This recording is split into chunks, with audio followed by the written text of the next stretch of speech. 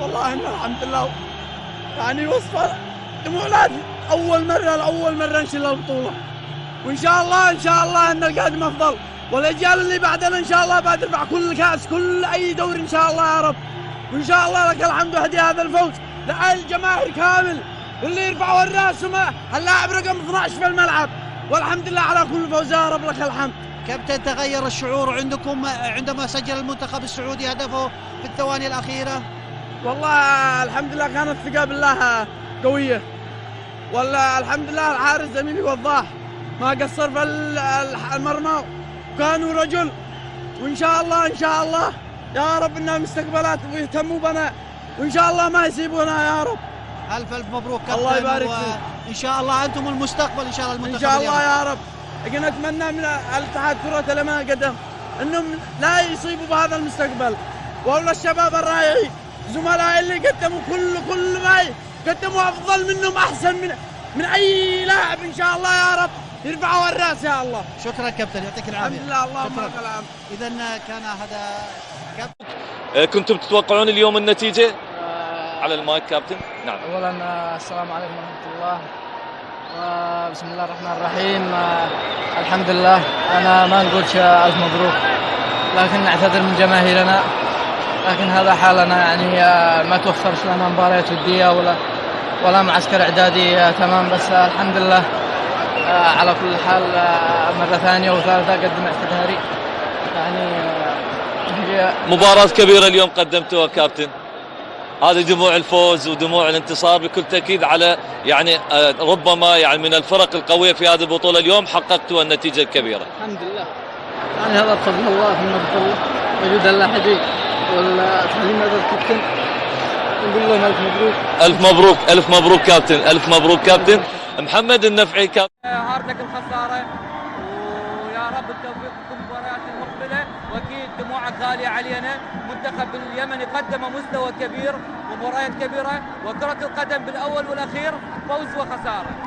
أول شيء بسم الله الرحمن الرحيم. بالنسبة للمباراة، مبروك للمنتخب العراقي، يستاهل المباراة. بالنسبة لمنتخب الجماهير هارد لك، كانت مباراة بالشوط الأول كان الأفضل المنتخب اليمني، وما استغليناش الفرص، ولكن الحمد لله. ولكن نتمنى من الجماهير اليمنية المسامحة منا، وهذه كبداية المفروض الاتحاد اليمني انهم يبدأوا يشتغلوا على المنتخب اليمني، ولا إذا لم يستفيد منا أي حاجة. كابتن، شاهدنا المنتخب اليمني مباراتين قدم مستوى، لكن في النهاية ما حقق الفوز، شنو اسمه؟ سبب مباريات ودية، لم نلعب مباريات ودية ضد منتخبات، كلها مباريات ضد أندية، المفروض نحن نلعب ضد منتخبات قوية، لكن نتمنى إن شاء الله أن يستمر التطور. نقدم اعتذارنا للشعب اليمني ولجمهورنا، كلنا ما كنا متوقعين هذا الشيء، بس لا نكذب على انفسنا، هذا واقعنا وهذا حالنا.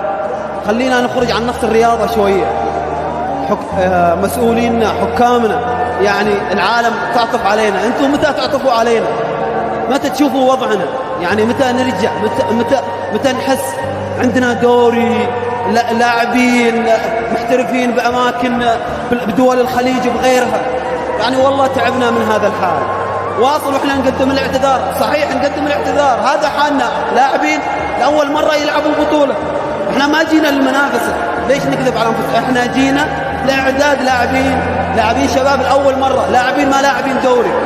ولهذا نقدم اعتذارنا لجمهورنا، حاولنا نسعدكم، حاولنا نقدم شيء ولو بسيط لإسعادكم، بس الحمد لله هذا واقعنا وهذا حالنا. أنا ايش قلت لك في سؤالي؟ قلت لك أنتم قدمتوا كرة قدم جميلة وحلوة، وأنا أعتقد أن نقدر نعتبر هالبطولة انطلاقة، وحتى لو ما نافستوا على البطولة لكن في النهاية نقدر نشوفها انطلاقة للأيام الجميلة اللي جاية، فتفائلوا بالخير تجدوه، وارفع راسك وأنت عارف أنك قدمت الكثير في هذه البطولة. إن شاء الله احنا متفائلين، وإن شاء الله حالنا يتحسن، وشكرا لتعاطفكم معنا، والحمد لله قدر الله ما شاء فعل. احنا واحد في النهاية وهارد لك وامتعتونا، وللأسف بنشوفكم برا البطولة، لكن إن شاء الله القادم دائما يكون أفضل. ناصر الله يعطيك العافية. يعافيك. أشوف ابتسامتك. الله يحفظك. بس خلاص حبيبي، يعطيك العافية، الله يحفظك.